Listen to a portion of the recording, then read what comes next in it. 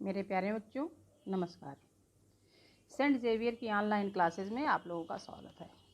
आज कक्षा 11 के बच्चे स्फीत में बारिश आरोह के अंतर्गत पाठ का अध्ययन करेंगे।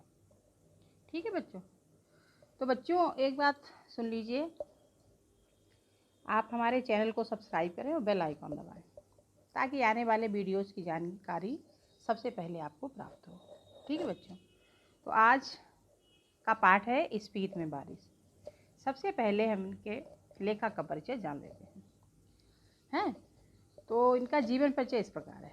कृष्णनाथ का जन्म, इनके लेखक हैं कृष्णनाथ। कृष्णनाथ का जन्म उत्तर प्रदेश के वाराणसी में 1934 ईस्वी में हुआ। ठीक है बच्चों। इन्होंने काशी हिंदू विश्वविद्यालय से अर्थशास्त्र में एमए की। इसके बाद इनका झुकाव समाजवादी आंदोलन और बौद्ध दर्शन की ओर हो गया। बौद्ध दर्शन में इनकी गहरी पैठ है। वे अर्थशास्त्र के विद्वान हैं और काशी विद्यापीठ में इसी विषय के प्रोफेसर भी रहे। ठीक है बच्चों। तो इन्होंने कहाँ से किया अर्थशास्त्र में हिंदू विश्वविद्यालय से। ठीक है। और बौद्ध दर्शन पर इनका झुकाव हुआ। बौद्ध दर्शन के प्रति आकर्षित हुए। वे अर्थशास्त्र के विद्वान हैं और काशी विद्यापीठ में इसी विषय के प्रोफेसर भी रहे।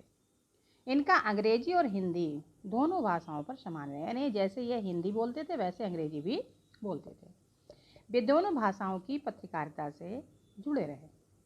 ये हिंदी की साहित्यिक पत्रिका कल्पना के संपादक मंडल में कई वर्ष तक रहे। इन्होंने अंग्रेजी के मैनकाइंड का कुछ वर्षों तक संपादन किया। वे राजनीति, पत्रकारिता, अध्यापन की प्रक्रिया, बौद्ध दर्शन की ओर मुड़े। इन्होंने भारतीय व तिब्बती आचार्यों के साथ बैठकर नागार्जुन के दर्शन और वज्रयानी परंपरा का अध्यापन किया। ठीक है। ये बौद्ध दर्शन में वज्र और हीन दो यान होते हैं, तो इन्होंने वज्रयानी परंपरा का अध्ययन किया। इन्होंने भारतीय चिंतक जय कृष्णमूर्ति के साथ बौद्ध दर्शन पर काम भी किया। इन्हें लोहिया पुरस्कार से सम्मानित किया गया। इनकी रचनाएं निम्नलिखित हैं। लद्दाख में राग विराग, किन्नर धर्मलोक, स्फीत में बारिश, पृथ्वी परिक्रमा, हिमालय यात्रा, अरुणाचल यात्रा, बौद्ध निबंधावली। देखिए, ये यायावारी प्रवृत्ति के थे। यायावारी माने घुमक्कड़ी प्रवृत्ति के थे, इसलिए इन्होंने हिमालय की यात्रा, अरुणाचल की यात्रा है, कई यात्राओं का वर्णन किया है। इसके अलावा इन्होंने हिंदी और अंग्रेजी में कई पुस्तकों का संपादन भी किया। ठीक है। अब साहित्यिक परिचय जान लेते हैं इनका। कृष्णनाथ उच्चकोटि के रचनाकार थे। इन्होंने सृजन आकांक्षा की है। सृजन माने रचना करना, आकांक्षा में से इच्छा है। सृजन की इच्छा की पूर्ति के हेतु यायावारी माने घुमक्कड़ी की, यानी इन्होंने यात्राएं की। ठीक है। यायावारी का मतलब यात्रा करना। एक यायावारी इन्होंने वैचारिक धरातल पर की थी, दूसरी सांसारिक अर्थ में, यानी एक तो अपने विचार के द्वारा की और दूसरे जो संसार में देखा उसका वर्णन किया। उन्होंने हिमालय की यात्रा शुरू की तथा बौद्ध धर्म एवं भारतीय मिथकों से जुड़े स्थलों को खोजना और खगालना शुरू किया। यानी जितने भी भारतीय परंपरा से मिथक माने जो भी कल्पना की स्थान थे, उन स्थलों पर इन्होंने उनको जाना शुरू किया, उनको खोजा भी और उनके बारे में जाना भी। इन्होंने अपनी इस यात्रा को शब्दों में बांधा। वे जहाँ यात्रा करते हैं वहाँ पर्यटक के साथ तत्ववेत्ता की तरह अध्ययन करते हैं, यानी उसके छोटी छोटी बारीकियों के बारे में जानती है। यहाँ के लोगों का रहन सहन कैसा है, खान पान कैसा है, पहनावा उड़ावा कैसा है, कैसे रहते हैं, कैसे समय बिताते हैं, आदि आदि आदि। तो वे जहाँ की विशेष स्मृतियों को भी उघाड़ते हैं। वे स्मृतियाँ होती हैं जो इतिहास में प्रवाह में सिर्फ स्थानीय होकर रही है। मैंने इतिहास ने लिख तो दिया है, लेकिन वो वहीं के स्थिर होकर रह के आगे उनका कुछ वर्णन नहीं मिलता है, लेकिन जिनका संपूर्ण भारतीय लोकमानस से गहरा रिश्ता रहा है। बच्चों आपकी समझ में आ रहा है? तो देखिए, यायावारी का मतलब आप समझ रहे, यायावारी किसे कहते हैं? हाँ, यात्रा करना। ठीक है। अब चल, हाँ, पहाड़ के किसी छोटे बड़े शिखर पर दुबक कर बैठी वह विस्मृत सी स्मृति मानो कृष्णनाथ की प्रतीक्षा कर। विस्मृति माने भूली हुई, स्मृति माने याद करने वाली। ऐसा लगता था कि जो ऊंचे ऊंचे पहाड़ हैं, इनकी जो स्मृतियाँ हैं वो लोगों के दिमाग से विस्मृत हो गई हैं और वो स्मृति से बनकर कृष्णनाथ की प्रतीक्षा कर रही है। इसके वृत्तांत हैं, इनमें इन्होंने यात्रा वृत्तांत का स्थान विशेष से जुड़े होकर भी भाषा, इतिहास, पुराण का संसार समेटे हुए। पाठक उनके साथ खुद यात्रा करने लगे, माने जब वो पाठ का वर्णन करते हैं तो ऐसा लगता है कि जैसे पाठक भी वहाँ की यात्रा कर रहा है। इतनी उनमें सजीवता है, इतनी सजीवता होने के कारण उनकी यात्रा सुखद लगती है। जो लोग इस स्थानों की यात्रा कर चुके हैं वे कृष्णनाथ की यात्रा वृत्तांत को पढ़कर अपनी यात्रा पूरी मानेंगे। अब आइए इसमें कुछ पाठ का सारांश इस प्रकार है। पाठ का सारांश हम आपको बता देते हैं कि यह पाठ एक यात्रा वृत्तांत है। ठीक है, स्पीति हिमालय के मध्य में स्थित है। यह अपनी भौगोलिक और प्राकृतिक विशेषताओं के कारण अन्य पर्वतीय स्थलों से भिन्न है। कहना है भौगोलिक स्थितियाँ कौन सी हैं कि यहाँ की जनसंख्या, यहाँ की फसल, यहाँ की जलवायु, इसका जो वर्णन किया है एक दूसरे शब्दों से संबंधित है।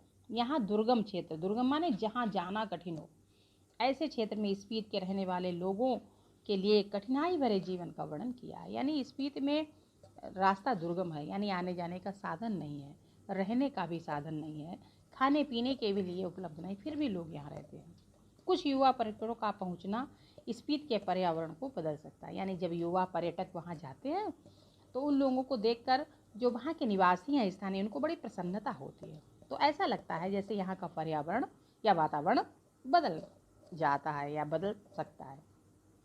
ठंडे रेगिस्तान जैसे स्पीति के लिए उनका आना वहाँ बूंदों भरा एक सुखद संयोग बन सकता है। लेखक कहता है कि हिमाचल प्रदेश के लाहौल स्पीति जिले की तहसील स्पीति है, यानी लाहौल जिला है और स्पीति तहसील है। ऊंची दरों व कठिन रास्तों के कारण हिमालय में इसका नाम कम ही रहा है। चूँकि इतने ऊंचाई पर है तो इसलिए लाहौल स्पीति का वर्णन बहुत कम इतिहास में मिलता है। आजकल संचार आधुनिक साधनों में वायरलेस के जरिए है केलंग का व राजा के बीच संबंध रहता है। केलंग के बादशाह को हमेशा, केलंग वहाँ की स्थान है, तो केलंग के बादशाह को हमेशा अवज्ञा या बगावत का डर रहता है। ऐसा ना हो कोई आए हमारे ऊपर आक्रमण कर दे, ऐसा ना हो कोई हम पर कब्जा कर ले, तो वहाँ के जो केलंग के बादशाह हमेशा डरे से रहते हैं।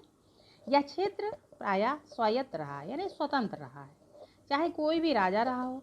इसका कारण यहाँ का भूगोल है और भूगोल इसकी रक्षा तथा संहार करता है। यानी भूगोल से इसकी रक्षा होती है, भूगोल से इसका संहार होता है।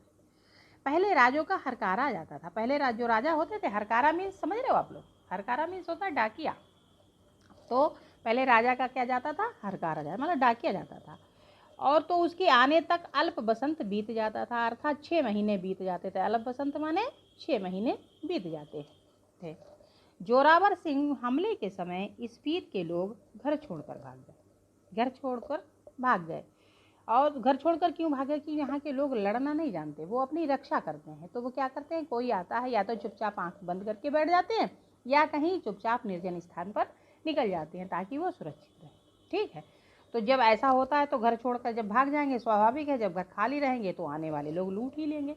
तो उन्होंने यहाँ के घरों को, बिहार को लूटा। ठीक है, तो स्पीति की जनसंख्या लाहौल से भी कम है।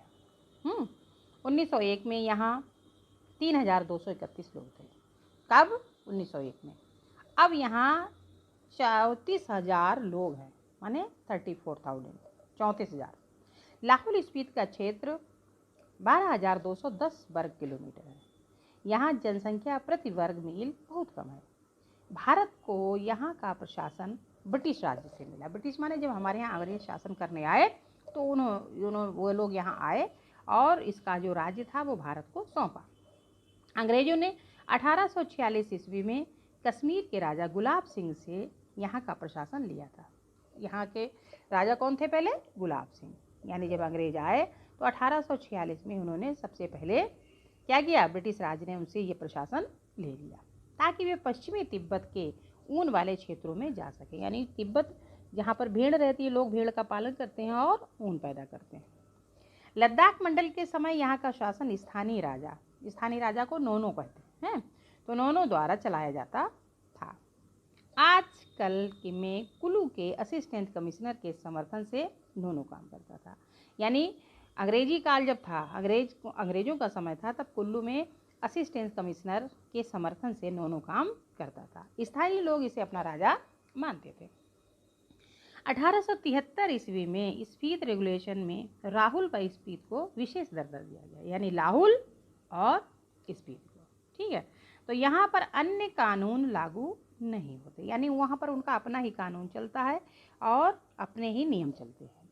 यहाँ के नोनों को मालगुजारी इकट्ठा करने, मालगुजारी समझ रहे हो, टैक्स कर, ठीक है बच्चों, हाँ, तो मालगुजारी इकट्ठा करने तथा छोटे छोटे फौजदारी के मुकदमों का फैसला करने का अधिकार दिया गया। सबसे ऊपर के मामले यह कमिश्नर के पास भेज देता, यानी उससे ऊपर जो कोई मामला होता था तो ये कमिश्नर के पास भेज देता था।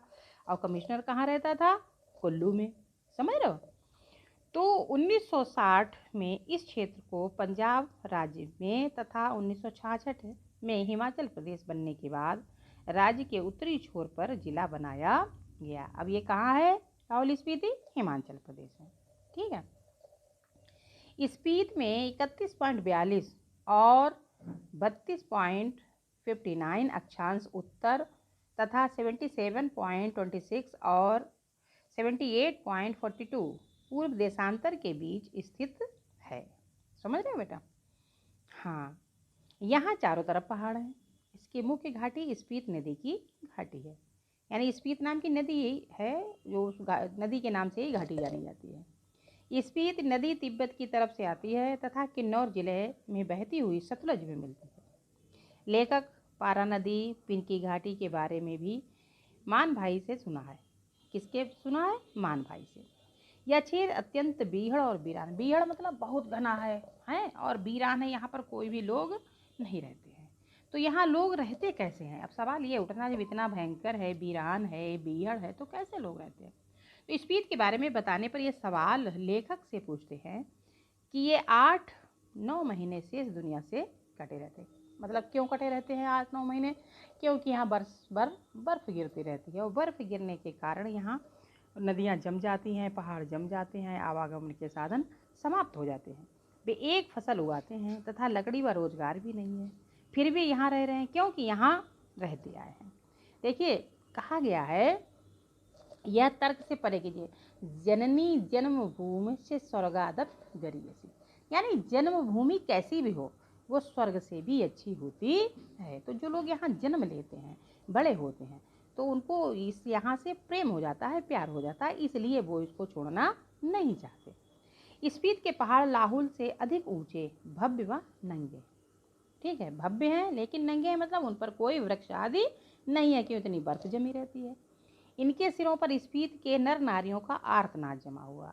आर्तनाद मतलब ठंड के कारण सिकुड़ते रहते हैं, भूख से भी है, तो उनका एक दुख, आर्त माने होता है दुख, वो यहाँ है। यहाँ हिम का आर्तनाद है। हिम माने यहाँ बर्फ ही रहती है, इसलिए यहाँ कुछ दिखाई नहीं देता है, सब चारों तरफ सन्नाटा रहता है। ठिठुरन है और व्यथा है, क्योंकि इतनी ठंड होती है तो लोग ठिठुरते हैं, और यही व्यथा है, यही पीड़ा है। स्पीत मध्य हिमालय की घाटी है। यहाँ हिमालय और यह हिमालय का तलवा है। तलवा मीन्स नीचे का सिरा, लाहुल। समुद्र की तरह ये कैसे है? स्पीति मध्य घाटी है। ठीक है, समुद्र की सतह से 10,535 फीट ऊंचा है। कितना ऊंचा है? 10,535 फीट। तो स्पीति 12,986 फीट ऊंचा है। स्पीति घाटी को घेरने वाली पर्वत श्रेणियाँ ऊंचाई 16,221 से 16,500 फीट तक, मतलब इतनी ऊंचाई है। तो दो चोटियाँ यहाँ पर 21,000 फीट से भी अधिक ऊंची है। इन्हें बालराचा की श्रेणियाँ, यानी 12 लचा की श्रेणियाँ कहते हैं। ठीक है, 21,000 जो ऊंची फीट की जो ऊंची चोटियाँ उन्हें क्या कहते हैं? 12 लचा। तो दक्षिण की पर्वत श्रेणियों को माने श्रेणियाँ कहते हैं। दक्षिण की पर्वत श्रेणी को क्या कहते हैं? माने श्रेणी। शायद बौद्धों के माने मंत्रों के नाम पर इसका नामकरण किया गया है। बौद्धों का बीज मंत्र ओम मणि पद्मे हुम है। इसे संक्षेप में माने भी कहते हैं। स्पीत के पार वह हिमालय दिखता है। इसकी एक चोटी 23,064 फीट ऊंची बताई जाती है। लेखक चोटियों से होड़ लगाने के पक्ष में नहीं है। इन ऊंचाइयों से होड़ लगाना तो मृत्यु को दावत देना है। यार मैं इतने ऊंचे कौन चढ़ के जाएगा, और जाएगा तो वो मर के ही वापस लौटेगा कि इतनी बर्फ़ है वहाँ पर। और जब ऊंची हो जाती तो ऑक्सीजन की भी कमी हो जाती है। कभी कभी उनका मान मर्यादा करना मर्द और औरत की शान है। लेखक कहता है, देश दुनिया के मैदानों व पहाड़ों से युवक युवतियाँ आकर अपने अहंकार को गलाकर मतलब हम इतने ताकतवर यहाँ आएंगे, जब चढ़ेंगे, जब पसीना निकलेगा तो उन्हें मालूम पड़ेगा यहाँ चढ़ने में कितनी परेशानी होती है। तो उस अहंकार को चूर करके करे। माने कि चोटियाँ बूढ़े लामाओं के जाप से कैसी हो गई, उदास हो गई। यानी बूढ़े बूढ़े लामा रहते हैं, मंत्र जाप करते रहते हैं, तो ऐसा लग रहा है यहाँ चारों तरफ शांति ही बिखरी पड़ी है। युवक यहाँ आकर किलोल करें और आनंद का प्रसार करें तो शायद यहाँ हरियाली आए और अच्छा लगे। स्पीत में 2 ही ऋतुएं होती हैं, जून से सितंबर तक अल्पकालिक बसंत। कब से कब तक, यानी जून से सितंबर तक थोड़ी बसंत होती है, तथा शेष वर्ष शीत ऋतु ही होती है, यानी बर्फ ही जमी रहती है। क्या है, बसंत में जुलाई में औसत तापमान 150 सेंटीग्रेड तथा शीत में जनवरी में औसत तापमान 80 सेंटीग्रेड तक। बसंत में दिन गर्म तथा रात ठंडी होती है। शीत ऋतु की ठंड की कल्पना ही की जा सकती है। यहाँ बसंत का समय लाहुल से कम होता है। ठीक, यहाँ ऋतु में यहाँ फूल हरियाली नहीं आती। यानी यहाँ हरियाली कैसे आएगी, क्योंकि यहाँ तो बर्फ़ ही जमी रहती है। जब साल भर बर्फ़ जमी रहेगी तो कैसे हरियाली होगी, कैसे हरियाली तो मैदानों में होती है, और मैदानों में जब हरियाली होती है तो यहाँ के लोग, हमें लग रहा हरियाली से अनभिज्ञ हैं, उन्होंने हरियाली देखी ही नहीं है। कैसा देखते हैं, पतझड़ का समय रहता है हर समय। दिसंबर से मई तक बर्फ़ रहती है, नदी नाले जम जाते हैं, तेज हवाएं मुंह हाथ अन्य खुले अंगों पर सूल की तरह चुभती है। स्पीत में एक ही फसल होती है, जिनमें जौ, गेहूं, मटर और बस सरसों प्रमुख हैं। इनमें भी 2 मुख्य हैं। सिंचाई के साधन पहाड़ों से बहने वाले झरने हैं। यानी यहाँ सिंचाई का कोई साधन नहीं है, जैसे अपने मैदानों में ट्यूबवेल वगैरह होता है, नहर होती है, वहाँ ऐसा कुछ नहीं है। वहाँ तो सिंचाई केवल झरनों से ही की जाती है, झरनों का पानी आता है उसी से सिंचाई की जाती है। स्पीति नदी का पानी काम में आता है। स्पीत की भूमि पर खेती की जा सकती है, बशर्ते वहाँ पानी पहुँचाया जाए। यहाँ फल पेड़ आदि नहीं होते, क्योंकि यहाँ तो बर्फ़ ही जमी रहती, तो कहाँ से फल लगेंगे, कहाँ से पेड़ होंगे। और भूगोल के कारण स्पीत नंगी व वीरान है। वर्षा यहाँ एक कैसी होती है, यानी एक घटना है। वर्षा यहाँ कभी कभार, यहाँ के लोग वर्षा से अनभिज्ञ है कि यहाँ जब भी बारिश होती है तो बर्फ़ की बारिश होती है, तो यहाँ के लोग अनभिज्ञ हैं बरसात से। लेखक एक घटना का वर्णन करता है कि वह एक आजा के डाक बंगले में सो रहा था। आधी रात के समय उसे लगा कि कोई खिड़की खड़का रहा है। उसने खिड़की खोली तो हवा का तेज झोंका मुंह को और हाथ को छीले, मतलब इतना ठंडा लगा, ऐसा लगा कि मुंह हाथ उसका छिल गया हो। उसने पल्ला बंद किया तथा आड़ से देखा, माने झांक कर देखा कि बारिश हो रही है, बर्फ की बारिश हो रही थी। सुबह उठने पर पता चला कि लोग उसकी यात्रा को शुभ बता रहे हैं। यहाँ बहुत दिनों बाद बारिश हुई। ठीक है, अब आता है सम्मान। इन्हें क्या मिला, सम्मान मिला था लोहिया को, है। और कृष्णनाथ के व्यक्तित्व के कई पहलू हैं। काशी हिंदू विश्वविद्यालय से अर्थशास्त्र में एमए के बाद इनका झुकाव समाजवादी आंदोलन और बौद्ध दर्शन की ओर हो गया था। ठीक है, अब इसके बाद ये हम आपको पहले ही बता चुके हैं। अब इसके बाद हम शब्दार्थ देते हैं। शब्दार्थ जो शब्द संपदा है वो देखिए, जो कठिन शब्द हैं, जैसे योग, मिलाप, आकस्मिक, अचानक हुई घटना, अलंघ जो पार न किया जा सके, संचार, संदेश, बगावत, विद्रोह, वायरलेस बिना तार के भेजना है, हरकारा डाकिया, सृजी रची, अल्प थोड़ा कम, चागमा एक पेड़ का नाम है, पद्धत तरीका। ठीक है बेटा। फिर है आधीनता। आधीनता माने गुलामी, शरीक सम्मिलित, रेगुलेशन माने कानून नियम, मालगुजारी कर या टैक्स, छोर किनारा, दुर्गम जहाँ जाना कठिन हो, प्रीति प्रेम, वीरान जहाँ लोग न रहते हों, आबाद बसी हुई, अचरत हैरानी, वृत्ति जीविका, निर्वाण वैराग्य, अतर्क तर्क से परे, आर्तनाद पीड़ा भरी आवाज़, अट्टहास ठहाका लगाना, महात्म महिमा गजेटियर राजपत्र। कुवत सामर्थ्य बल, शूल कांटा, संहार अंत, मतवाला मस्त, लालित्य सौंदर्य, पहाड़ समय, पल्ला हिस्सा, आड़ ओट, तुषार बर्फ और पावस ऋतु का महीना, यानी पावस माने बरसात का महीना। ठीक है बच्चों, अब हम आपको इस पाठ के कुछ अभ्यास प्रश्न दे रहे हैं, वो आपको इसी सारांश से मिल जाएंगे। इतिहास में स्पीत का वर्णन नहीं मिलता क्यों? ये प्रश्न आप लिखिए, इतिहास में स्पीत का वर्णन नहीं मिलता क्यों? दूसरा प्रश्न लिखिए, स्पीत के लोग जीवन यापन के लिए किन कठिनाइयों का सामना करते हैं? हाँ। नंबर 3, लेखक माने श्रेणी का नाम बौद्धों के माने मंत्र के नाम पर करने के पक्ष में क्यों है? ठीक है। 4 है, ये माने की चोटियां बूढ़े लामाओं के जाप से उदास हो गई। इस पंक्ति के माध्यम से लेखक ने युवा वर्ग से क्या आग्रह किया है? 5वां प्रश्न लिखिए, वर्षा यहाँ एक घटना है, एक सुखद संयोग है, लेखक ने ऐसा क्यों कहा है? ठीक है। अगला प्रश्न है, स्पीत अन्य पर्वतीय स्थलों से किस प्रकार भिन्न है? आखिरी प्रश्न है, स्पीत में रेगुलेशन कब पास हुआ, इसके बारे में बताइए। ठीक है बच्चों, धन्यवाद। देखो